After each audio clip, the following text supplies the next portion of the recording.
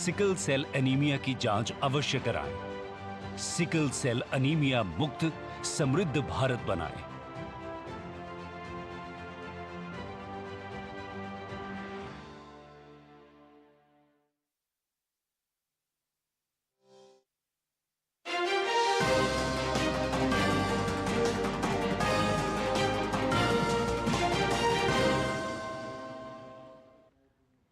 नमस्कार, आप देख रहे हैं डीडी न्यूज और मैं हूं आपके साथ आरेंद्र। खबरों की शुरुआत में सबसे पहले नजर इस वक्त की सुर्खियों पर। आज से शुरू हो रही नीट यूजी की काउंसलिंग अगले आदेश तक की गई स्थगित।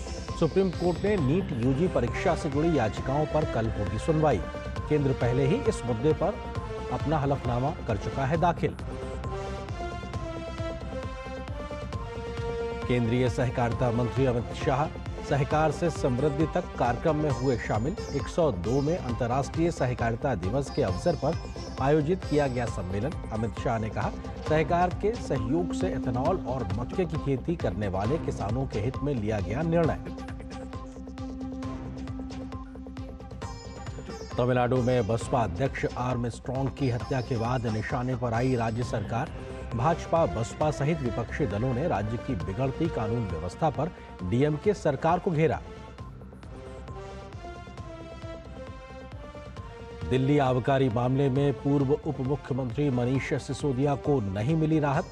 राउज एवेन्यू अदालत ने न्यायिक हिरासत को 15 जुलाई तक बढ़ाया। पिछले साल 26 मार्च को किया गया था गिरफ्तार। नेपाल के प्रधानमंत्री पुष्पकमल दहल 12 जुलाई को विश्वास मत करेंगे हासिल। सीपीएम यूएमएल के समर्थन वापस लेने के बाद अल्पमत में आई सरकार। भारतीय क्रिकेट टीम के जिम्बाब्वे दौरे की आज से होगी शुरुआत। हरारे में होगा 5 मैचों की टी20 सीरीज का पहला मुकाबला। शुभमन गिल की कप्तानी में युवा भारतीय टीम जीत के साथ करना चाहेगी आगाज।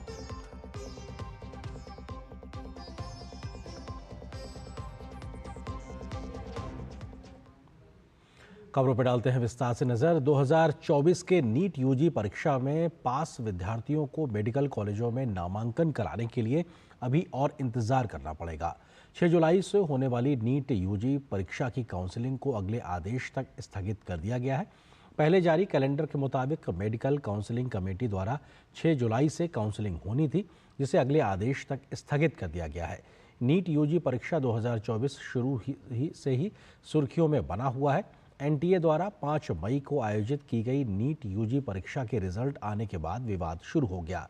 कई सेंटर्स से पेपर लीक होने की खबर सामने आई थी।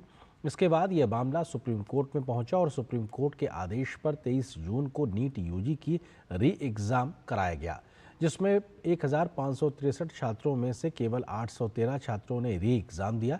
इसके साथ ही नीट यूजी 2024 में टॉपर्स की संख्या 67 से घटकर 61 हो गई। अब छात्रों को काउंसलिंग का इंतजार है। इस बीच नीट यूजी परीक्षा देने वाले कई छात्रों ने इसे रद्द करवाने की याचिका सुप्रीम कोर्ट में दाखिल की है, जिसके जवाब में केंद्र सरकार ने सुप्रीम कोर्ट में नीट यूजी 2024 को लेकर एक एफिडेविट दायर किया है, जिसमें केंद्र सरकार ने कहा है कि पूरी परीक्षा रद्द करना लाखों ईमानदार छात्रों के साथ नाइंसाफी होगी, जिन्होंने ये परीक्षा अपनी मेहनत के साथ पास की है। केंद्र सरकार ने अपने हलफनामे में कहा कि जब तक नीट यूजी 2024 परीक्षा के गोपनीयता के उल्लंघन का कोई प्रमाण नहीं मिलता, तब तक पूरी परीक्षा और घोषित परिणामों को रद्द करना तर्कसंगत नहीं होगा।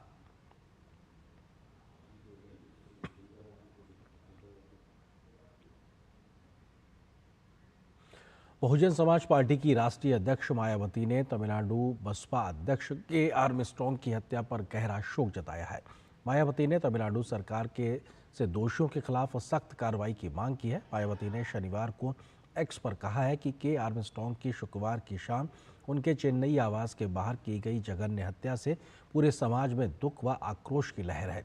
सरकार को अविलंब सख्त कार्रवाई करनी चाहिए। उन्होंने कहा कि वह कल चेन्नई में आर्मस्ट्रांग के परिवारजनों से मुलाकात करेंगी। इस बीच बीएसपी की तरफ से अध्यक्ष आर्मस्ट्रांग की हत्या की सीबीआई जांच की मांग की जा रही है।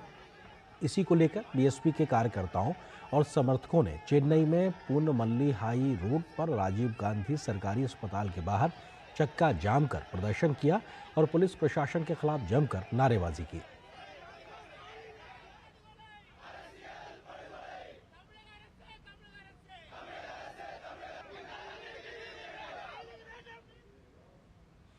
तमिलनाडु में बीएसपी अध्यक्ष के आर्मस्ट्रॉन्ग की हत्या पर केंद्रीय मंत्री एल मुरुगन ने राज्य सरकार पर हमला बोला है।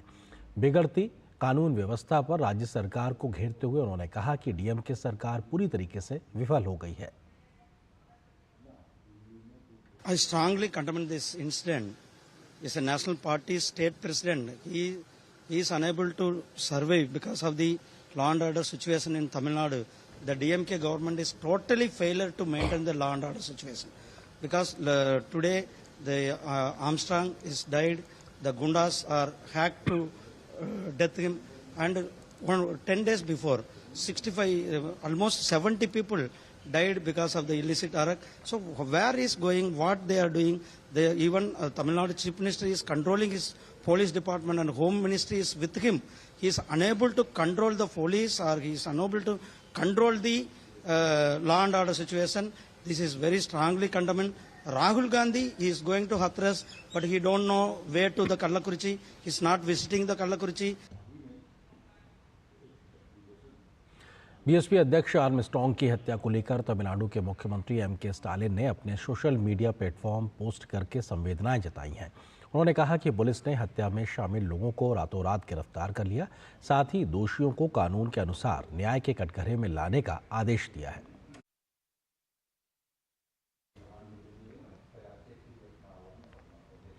लोकसभा के अध्यक्ष ओम बिरला आज अपने संसदीय क्षेत्र राजस्थान में कोटा बूंदी के दौरे पर हैं।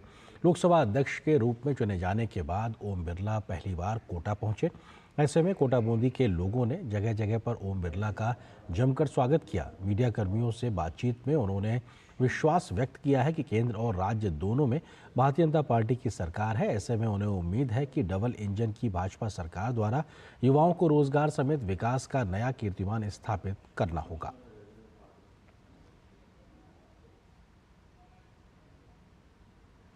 हमारी कोशिश होगी कि राज्य और केंद्र मिलकर, राज्य में भी भारतीय जनता पार्टी की सरकार है, केंद्र में भी भारतीय जनता पार्टी की, ये संयोग काफ़ी वर्षों बाद राजस्थान को मिला है और इसलिए हमारी कोशिश होगी कि किस तरीके से दोनों सरकारें मिलकर यहाँ की अपेक्षाएं, आकांक्षाओं को पूरी कर सकें और विकास के मॉडल पर, इंफ्रास्ट्रक्चर के मॉडल के साथ साथ रोजगार सृजन के साधन उपलब्ध हो सके ताकि नए नौजवानों को रोजगार मिल सके। दुनिया के देश भी भारत में इन्वेस्टमेंट करने के लिए जिस तरह की उत्सुकता है, आने वाले समय में इन सभी सेक्टरों के अंदर निश्चित रूप से नौजवानों को रोजगार मिलेगा। इस मोदी जी के तीसरे कार्यकाल में मुझे आशा है कि देश नए कीर्तिमान हासिल करेगा।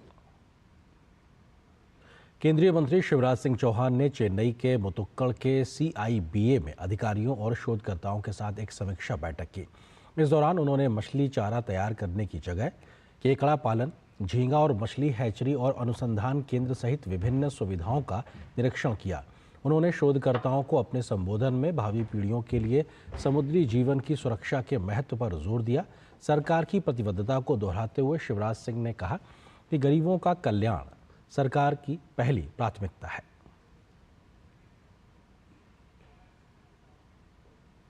आने वाली पीढ़ियां हमारी भी और जीव जंतुओं की भी सुरक्षित रहे, कि पर्यावरण पर विपरीत प्रभाव ना पड़े, उसकी कोशिश करते हुए हम आगे बढ़ें। और सबसे बड़ी बात यह है कि हमारे लाखों लाख भाई और बहनों को रोजगार के नए अवसर मिलते रहें ताकि उनकी जिंदगी की गाड़ी, उनकी आजीविका चलती रहे।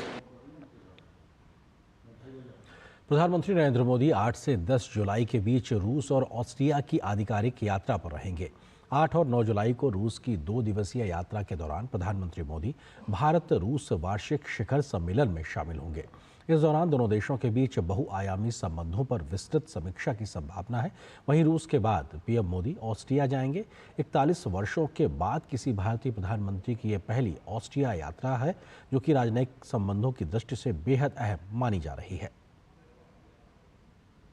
भारत और रूस के बीच गहरे आर्थिक और राजनीतिक संबंध हैं और लगातार बदलते भू राजनीतिक परिदृश्य के बावजूद दोनों देशों के संबंध दिन ब दिन प्रगाढ़ होते जा रहे हैं।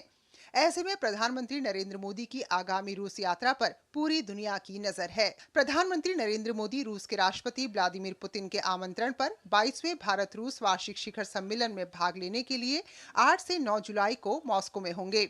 इस दौरान दोनों नेता दोनों देशों के बीच बहुआयामी संबंधों की संपूर्ण श्रृंखला की समीक्षा तथा पारस्परिक हितों के समकालीन क्षेत्रीय और वैश्विक मुद्दों पर विचारों का आदान प्रदान करेंगे।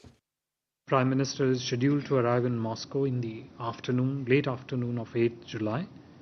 President Putin will host a private dinner for Honorable Prime Minister on the day of arrival. The next day, Honorable Prime Minister's interactions would include an interface with the Indian community in Russia.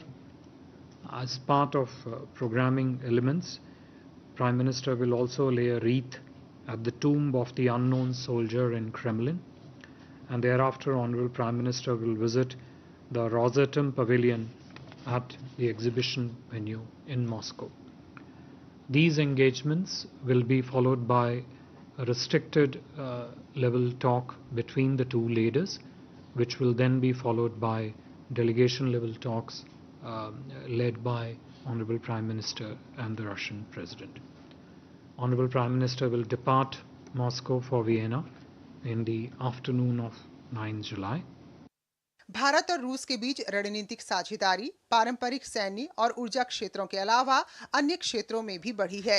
रूस ने Shanghai सहयोग संगठन में भारत की सदस्यता का समर्थन और संयुक्त राष्ट्र सुरक्षा परिषद में शामिल करने का आह्वान भी किया।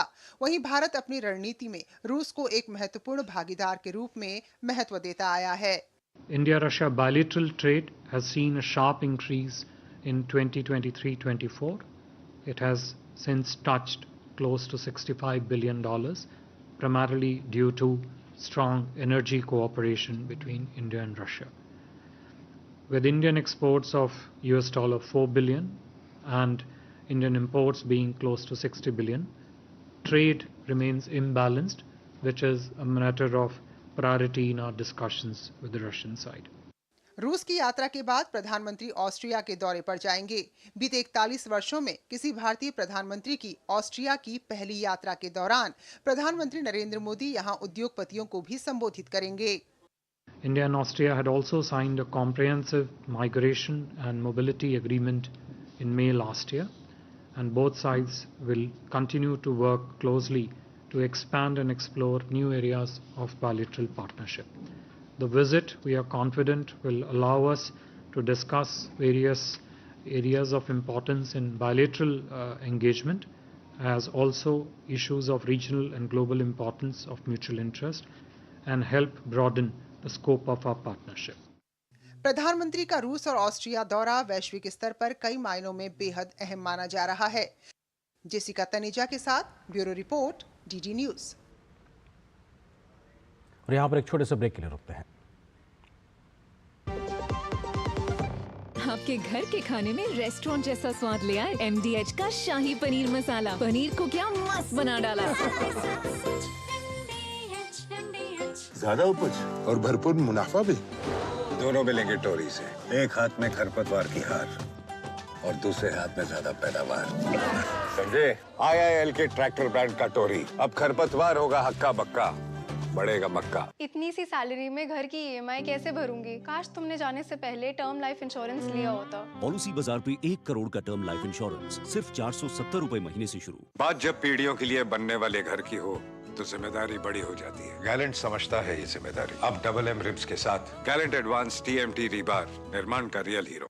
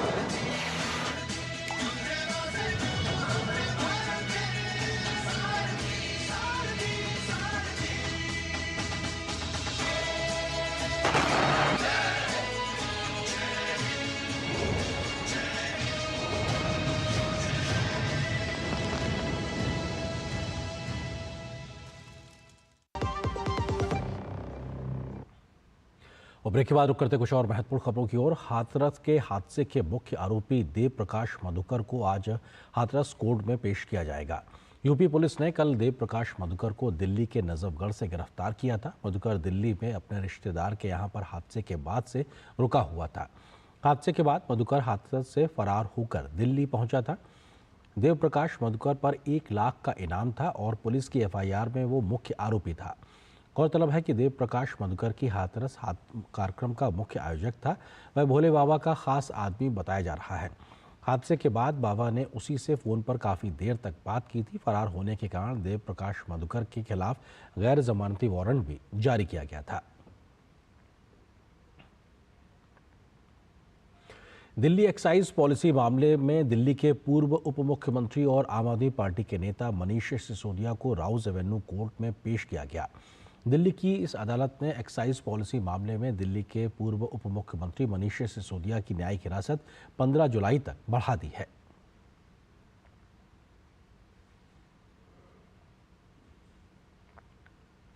उत्तराखंड के चमोली जिले में 5 स्थानों पर मलबा गिरने के कारण रुद्रप्रयाग गौरीकुंड NH 107 बाधित हो गया है। इस वजह से कई यात्री और स्थानीय लोग फंस गए हैं।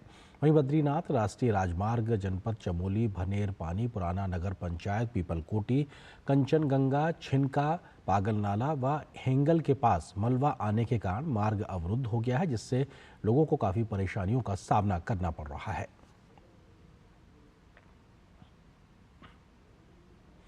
जम्मू कश्मीर के इतिहास में पहली बार जम्मू कश्मीर पुलिस के अधिकारियों और कर्मियों को उनके अदम्य साहस के लिए 5 शौर्य चक्र प्रदान किए गए हैं।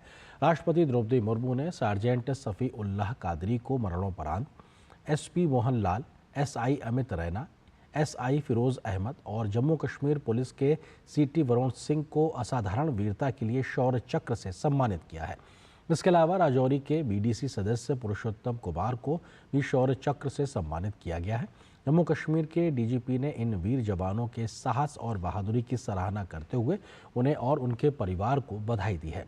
राष्ट्रपति द्रौपदी मुर्मू ने रक्षा अलंकरण समारोह के दौरान सशस्त्र बलों, केंद्रीय सशस्त्र पुलिस बलों और राज्य और केंद्र शासित प्रदेश पुलिस के कर्मियों को वीरता पुरस्कार प्रदान किए थे।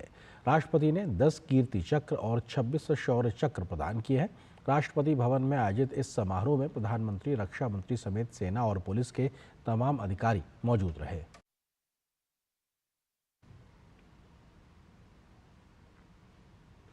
आज डॉक्टर श्यामा प्रसाद मुखर्जी की जयंती है। इस अवसर पर संविधान सदन के केंद्रीय कक्ष में डॉक्टर श्यामा प्रसाद मुखर्जी के चित्र पर पुष्पांजलि अर्पित की गई। राज्यसभा के उपसभापति हरिवंश नारायण सिंह, विदेश मंत्री डॉक्टर एस जयशंकर, संसदीय कार्य मंत्री किरण रिजिजू, अर्जुन राम मेघवाल ने श्रद्धांजलि अर्पित की। साथ ही लोकसभा के महासचिव उत्पल कुमार सिंह व अन्य संसद सदस्यों और गणमान्य व्यक्तियों ने भी श्यामा प्रसाद मुखर्जी को पुष्पांजलि अर्पित की। समारोह में उपस्थित गणमान्य व्यक्तियों को लोकसभा सचिवालय द्वारा हिंदी और अंग्रेजी में प्रकाशित डॉक्टर श्यामा प्रसाद मुखर्जी के जीवन परिचय पर आधारित एक पुस्तिका भेंट की गई।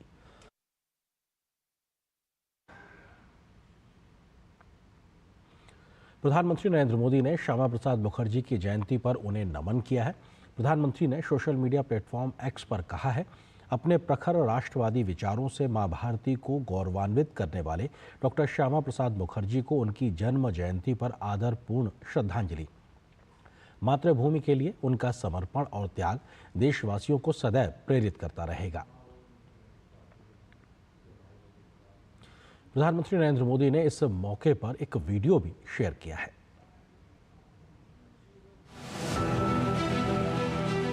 डॉक्टर श्यामा प्रसाद मुखर्जी कहा करते थे कि शासन का पहला कर्तव्य धनहीन, ग्रहहीन जनता की सेवा और उनके जीवन स्तर को ऊंचा उठाने का है। डॉक्टर श्यामा प्रसाद मुखर्जी ने सबसे ज्यादा महत्व शिक्षा, स्वास्थ्य और सुरक्षा को दिया। वो कहते थे कि सरकार को शुरुआती शिक्षा से लेकर उच्च शिक्षा तक इसके लिए व्यापक सुविधाएं जुटानी चाहिए। युवाओं में छुपी प्रतिभा को निकालने के लिए उचित माहौल बनाया जाना चाहिए। डॉक्टर श्यामा प्रसाद मुखर्जी का जीवन विद्या, वित्त और विकास इन 3 मूलभूत चिंतन से जुड़ी धाराओं का संगम था। डॉक्टर श्यामा प्रसाद मुखर्जी कहा करते थे, कोई भी राष्ट्र सिर्फ अपनी ऊर्जा से ही सुरक्षित रह सकता है। मैं डॉक्टर श्यामा प्रसाद मुखर्जी का पुण्य स्मरण करता हूं, उनको नमन करता हूं और आदर पूर्वक श्रद्धांजलि अर्पित करता हूं। वहीं केंद्रीय गृह मंत्री अमित शाह ने डॉक्टर श्यामा प्रसाद मुखर्जी की जयंती पर उन्हें नमन किया है। अमित शाह ने अपने सोशल मीडिया प्लेटफॉर्म एक्स पर पोस्ट पर कहा है, प्रखर राष्ट्रवादी विचारक डॉक्टर श्यामा प्रसाद मुखर्जी जी की जयंती पर उनका स्मरण कर उन्हें नमन करता हूं। देश की एकता व अखंडता के लिए संघर्ष करने की जब जब बात आएगी, डॉक्टर मुखर्जी जी जरूर याद आएंगे। चाहे बंगाल को देश का हिस्सा बनाए रखने के लिए उनका संघर्ष हो या एक निशान एक प्रधान एक विधान के संकल्प के साथ जम्मू कश्मीर को भारत का अभिन्न अंग बनाए रखने के लिए सर्वोच्च बलिदान देना हो, देश की अखंडता के उनके अद्वितीय प्रयासों के लिए प्रत्येक भारतीय उनका ऋणी है। जनसंघ की स्थापना से देश को वैचारिक विकल्प प्रदान करने वाले डॉक्टर श्यामा प्रसाद मुखर्जी जी राष्ट्र प्रथम के पथ पर चिरकाल तक दिग्दर्शक रहेंगे। गृह मंत्री अमित शाह ने एक्स पर एक वीडियो भी शेयर किया है।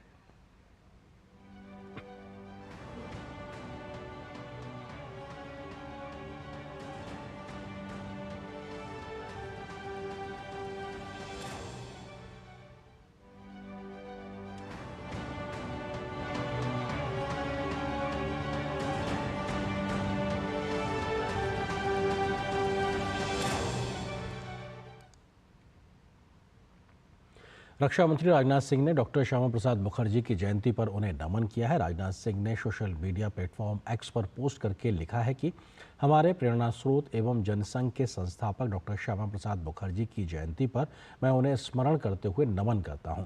वे एक महान चिंतक, विचारक एवं प्रखर राष्ट्रभक्त थे।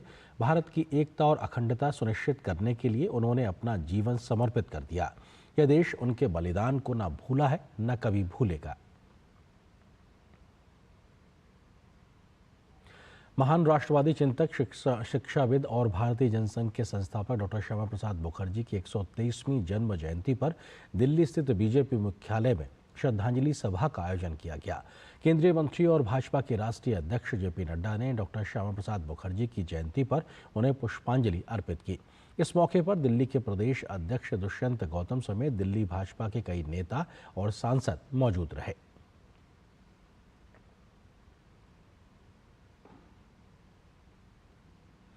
भारत के पहले दलित उप प्रधानमंत्री बाबू जगजीवन राम की आज पुण्यतिथि है। इस अवसर पर उनकी पुत्री और पूर्व लोकसभा अध्यक्ष मीरा कुमार ने समता स्थल जाकर उन्हें पुष्पांजलि अर्पित की। बाबू जगजीवन राम एक महान स्वतंत्रता सेनानी होने के साथ संविधान सभा के सदस्य भी थे।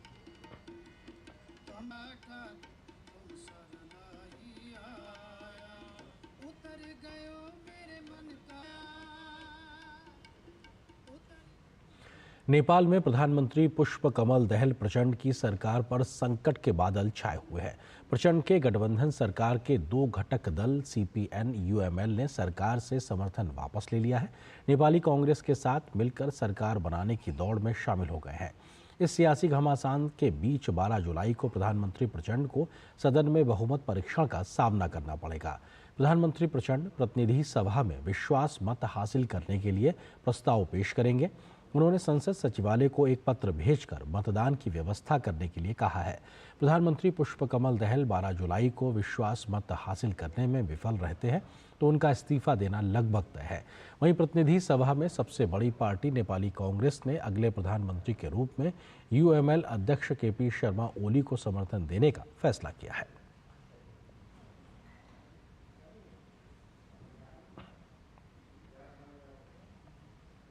समाचारों के संग में फिलहाल बस इतना ही। नमस्कार।